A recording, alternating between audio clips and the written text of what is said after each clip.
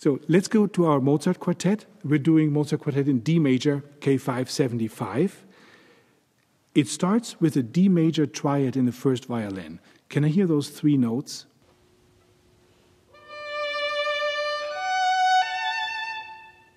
Yeah, so the violinist would like to play this in Pythagorean intonation, which would push the F sharp quite high, but you're going to have to deal with a D in the viola, which means you have to compromise and play the F sharp lower to make it fit in just intonation. Can I hear note by note?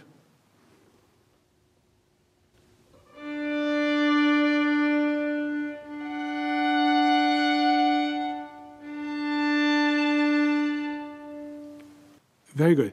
Now let's add the F sharp and the A from the second violin to this. Let's play the first 4 bars.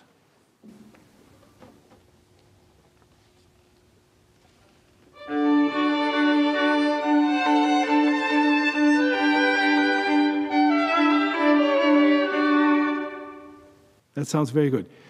In the 5th bar, the first violin plays alone and needs to play the F sharp and the C sharp in Pythagorean intonation. Can you play that bar for us?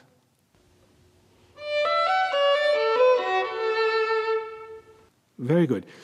If you would play the C sharp and the F sharp in just intonation, they would be way too low and it would sound very out of tune.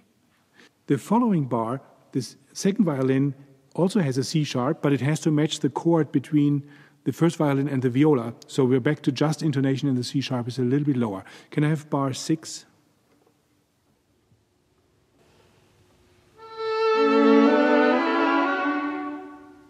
In the next bar, we have a unison between the first violin and the viola, which needs to be in Pythagorean intonation. That means your sharps have to be quite high. Can I hear that note by note?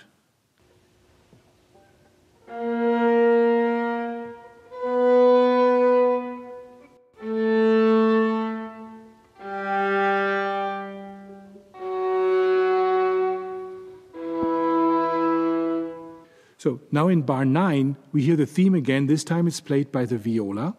You'll have to compromise again on your F sharp because it has to match the D of the cello. Can I hear bar 9 through 12?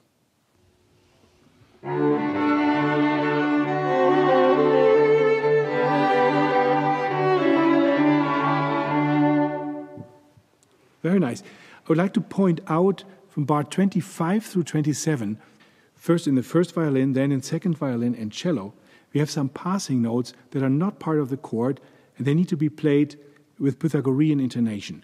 Can we play 25 through 27?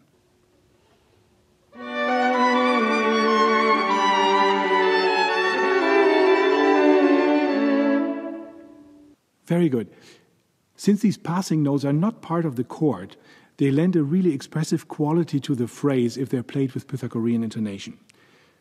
So let's play the entire beginning of this piece until bar 32.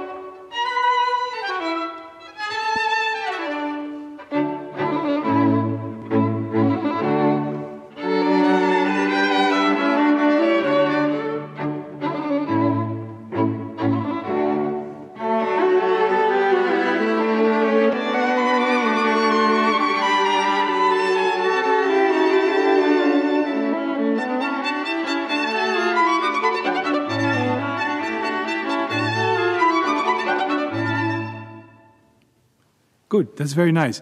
Now you have to come up with the patience to practice every phrase in the piece like this.